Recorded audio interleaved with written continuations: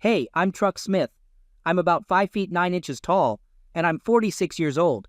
I've been living in a small town in West Virginia with my wife Sharon for 12 years. We rent a small 3-bedroom house that also has a 2-car garage. I work as an engineer, and my boss Jim is always trying to control every little thing I do, even though he has no clue about my work. He constantly tries to tell me what to do and keeps track of all my working hours. It's pretty funny because he's the sales department manager, which is a bit of a joke. I'm on a salary, and I design surgical kits for hospitals. Sharon also works at the same place as me, but she's a production manager. Interestingly, she earns more than I do. Sometimes I feel like everyone takes advantage of me, and they don't really care about me or my feelings. Lately, I've had suspicions that my wife might be cheating on me. We used to have closeness about 3 or 4 times a week, nothing extraordinary, as Sharon isn't really into trying new things. But for the past year, she hasn't even given me a kiss. I know her family is helping her figure out how to get rid of me. We don't have any kids, so it's just the 2 of us. Her mom and sister are always hanging out together, either at our place or going to bars. When we got married, they accused me of being with her just for her money. They made me sign a prenuptial agreement, which stated that if either of us cheats, we only leave with what we had before the marriage. But I've never even looked at another woman. I'm at a point where I'm about to patent some specialized surgical tools, and it's worth millions. When I initially shared the idea with the company I work for, they showed zero interest. They even sent me a memo warning me not to work on it during my work hours, threatening to fire me if I did. So, I started working on it at home in my basement. Then, about 2 months ago, I discovered surveillance cameras in my workspace. The only person who knew I was making progress was my wife. To be sure of what was happening, I bought some cheap cameras of my own. I have video evidence of her talking on the phone with my boss, Jim. I couldn't hear their entire conversation, but from what I gathered from her side, I found out that she and Jim have been having an affair for over a year, and they're planning to steal my ideas. I've caught my wife Sharon talking to her mom, Jean, and her sister Joan. They always put their conversations on speaker, so I can hear everything. They discuss things like kicking me out, stealing my money, or just humiliating me in general. Feeling the need to talk things through with someone, I reached out to an old army buddy of mine named Tom. When we served together, we didn't do anything extraordinary. I operated heavy equipment while he worked as a mechanic, but I find it helpful to talk things out with him. I brought the recordings of their conversations to show him. He suggested that I bring my belongings to his garage and start designing worthless stuff for them. To keep my real designs hidden, I transferred them to another computer and filled my old computer with junk. I made sure to keep the file names the same so that Jim wouldn't notice any changes. I also purchased more advanced cameras and recorders to gather more evidence and understand their plan better. I installed cameras in the bedrooms, kitchen, and living room. Let's dive into the mysteries of time and uncover its hidden secrets and surprising truths as we explore this essential part of our existence. The day after I installed the cameras, I captured a video of Sharon and Jim having closeness in my own bed. It's shocking because Sharon never showed interest in being close with me, but on the video, she's enjoying it with Jim. They discuss me and their plans for when my ideas are ready to be sold. I can't figure out what I did to make them hate me. Sharon talks about me as if I'm just a clueless employee instead of her husband. It seems like she only values me for my ideas and for doing yard work. She has genuine contempt for me. I'm finished with my ideas, but I want them to believe that I won't be done until after I return from my 2-week camping vacation. Jim is undermining my work by telling the company owners that my ideas are worthless and causing financial loss to the company. His goal is to ensure the company cannot claim my work. Meanwhile, Jim is planning to go on a business trip where he intends to sell my ideas and make it seem like I'm worthless. In addition to his affair with Sharon, Jim is also involved with my sister-in-law Jean and mother-in-law Joan. Sharon even joins them, and it turns out they are all bi and enjoy the closeness. If it weren't for their hatred towards me, I would actually love to be a part of it. They treat me terribly. I got so aroused watching them that I had to masturbate. Joan always called me a pervert. My plan is to send videos of their activities to everyone in their church and family. It's ironic because Joan always insisted that I should go to church. I wonder how often she attends once this is all over. While Jim is away, Sharon suddenly decided she would allow me to be close with her. She was in the mood, and I would have obliged, but I declined, saying I wasn't feeling well. She then tried to recall the last time we were close, but she couldn't remember. She brought it up, and I reminded her that she's the one who didn't want it. I told her I would sleep in the spare bedroom so that I wouldn't get her sick. I don't care if the company I work for supports Jim more than me. Quitting wouldn't bother me. I withdrew money from my 401k and opened a new retirement account with a different firm. I also requested a month-long vacation. Jim hinted that my job might not be available when I come back. I informed him that I planned on going camping for a couple of weeks and that I had some personal matters to take care of. I started moving my belongings out of the house, including my tools, hunting and fishing equipment, and camping gear. Sharon finally noticed and commented that it's about time I clean up my stuff. She never showed any interest in activities like camping or anything I wanted to do. I can't help but wonder why she even married me. I found a small house in the neighboring town that I can rent on a month-to-month basis. It'll be a good place for me to work on my designs. The best part is that it has a 2-car garage, so even if they happen to drive by, they won't realize I live there. Luckily, there's no issue with Cindy, the personnel manager, and Sharon getting along. They won't discuss my 401k situation, which is a relief. Sharon and I have separate checking and savings accounts, and that was her idea in the first place. I own a 6-year-old 4x4 pickup truck, while she drives a brand new BMW. I've been the one paying all the household bills, such as phone, electricity, cable, and trash pickup. I've also been taking care of a credit card bill. What Sharon doesn't know is that I've transferred all the bills to be under her name. Last month, I stopped making the payments. My friend Tom suggested that I make a to-do list, outlining the tasks I need to accomplish. I made a checklist and started checking things off as I took care of them. I had already cleared out my closet and the dresser where I kept my clothes. Sharon had long ago stopped doing my laundry, and she wouldn't even consider helping with it. She acted like she was way better than me. I had informed her that I would be going camping for 2 weeks starting on Saturday, but she didn't seem to care. She mentioned that she, her mom, and her sister were planning to go to a bar. When I arrived home, she was just leaving. She didn't even notice that I didn't speak to her. I quickly gathered the rest of my belongings and made sure I had taken everything I wanted from the house. I disassembled the bed in the spare room and took the dresser and a few selected pictures. There wasn't much worth taking. I locked the door, got into my truck, and never looked back. I managed to sell my patents for $5 million within the first week. During that first week, Jim called me and informed me that I was fired, just as he had warned me. He would have to explain why there were no new kits being designed, why our customers hadn't received any calls for new orders, and why the new kits they were expecting weren't even designed. I had sent letters to our competitors revealing all of this information. I kept an eye on my phone for 3 weeks, and finally, she texted me, asking when I would be coming back home. I had been neglecting my responsibilities, like mowing the lawn, and I knew she didn't truly care. I intentionally left behind the recordings I had made of her, Jim, her mom, and sister. I attached a piece of paper with her name on them. In the first recording, I left a message revealing that I was aware of their plans to deceive me and take my money. I also mentioned that copies of these recordings were being sent out to her colleagues, friends from church, and family. And then it happened. My phone started buzzing nonstop. She was calling me every 5 minutes, and even Jim, Jean, and Joan were calling too.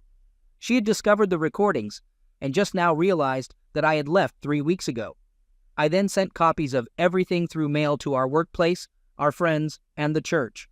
Everyone received copies, and I even uploaded a significant portion of it on various private platforms, sharing the site names with everyone. I smashed the phone and watched the chaos unfold.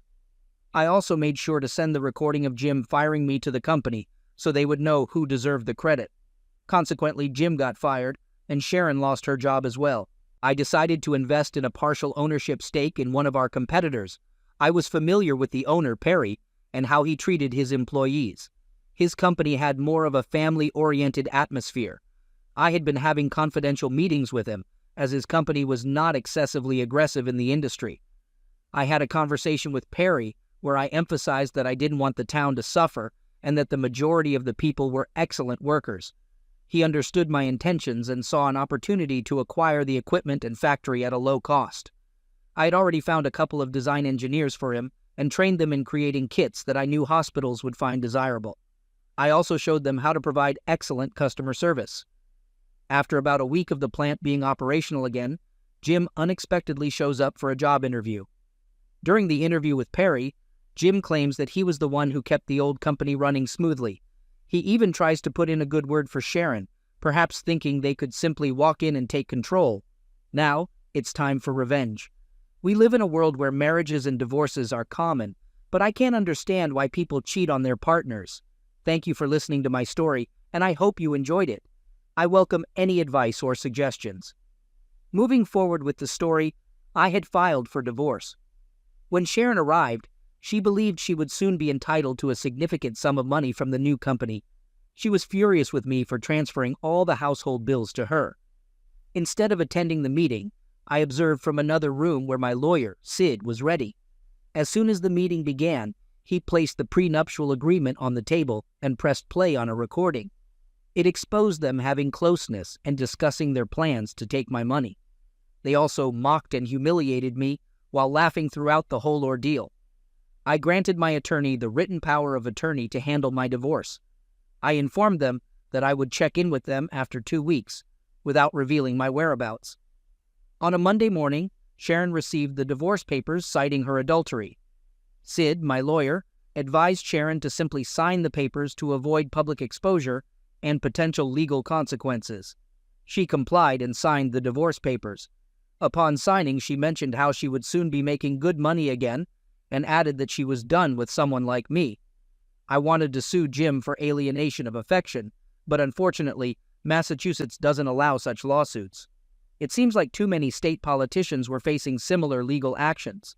However, poor Jim and his companions ended up losing their jobs anyway, as per my agreement with the new company owners. It's a shame to see all his belongings gone. Sharon was now in a situation where she owed more money than she had in her bank account. Creditors were after her, and her cars had been repossessed. The power and water services had been shut off as well. Both property taxes and mortgage payments were now overdue. Sharon's parents' house had been completely ruined, so they had to rent cars for themselves. It saddened me to think about all the problems they were facing. Jim had to move in with them too, as his own property had also been damaged. In desperation, he had to plead with Sharon's parents to rent him a car as well. They all ended up driving little Ford cars. Sharon and her family decided to hire private investigators to locate me. However, their attempts to delay the divorce proceedings turned out to be a terrible move on their part. The case became highly publicized due to DNA testing and videos of their closeness being circulated on the internet. There was also audio evidence revealing the duration of the affair, the fact that the entire family knew about it and encouraged it, their plans to ruin and humiliate me in public, take my money, and their disdain for the middle class. There were videos and audio recordings exposing Sharon's family engaging in bribery with politicians and corrupting public officials, disrespecting those who were honest. I made sure to upload this evidence on various websites that specialize in exposing such content. Eventually, the divorce proceedings reached a conclusion. The judge who was originally assigned to the case had to recuse himself because he was one of the exposed public officials who had been bribed. On the day when the divorce was officially finalized, the company organized an employee appreciation day and a grand opening event. Sharon, her sister, mother, and Jim attended, thinking they could simply walk in and take control. I had them seated at the front table, and when Perry, presumably the company owner, introduced me, he credited me as the person responsible for making everything happen. Sharon suddenly rushed towards me, angrily calling me a deceptive person. Everyone around was listening. I calmly reminded her that I didn't have to be present during the divorce proceedings and that she was given a choice. I wanted to ensure that everyone knew the truth, so some of the recorded evidence was played on a large TV screen. To maintain privacy, certain body parts were blurred, and parts of the conversation were censored with bleeps. Jim threatened to gather the old owners and sue me, claiming that I had sabotaged the company. In response, a recording of Jim firing me was played, complete with the date. Then, I introduced the two new design engineers and asked them to confirm who actually designed the new kits. They clearly stated that it was me. Beforehand, I had already discussed with the previous owners the possibility of my return, but with an increased salary. They rejected the offer, and I have recorded evidence to support this. Furthermore, I possess a signed memo from Jim stating that the specialized tools I had been working on belonged exclusively to me and that I did not develop them at the company. The memo explicitly warned that if I even thought about working on those tools, I would be fired. They had no valid arguments to defend themselves, and they knew it. They had chosen to side with Jim against me, and now they had lost. At the new company, everyone received pay raises and a better benefits package. Hard-working individuals who I personally knew and trusted, and who were skilled at their jobs, were given well-deserved promotions. I took Cindy aside and had a private conversation with her. I warned her to be cautious around my ex, and if she encountered any issues with them, I urged her to let me know. I reassured her that she could share anything with me without hesitation because I understood how manipulative they could be. I emphasized that there was nothing she could do to change my trust in her.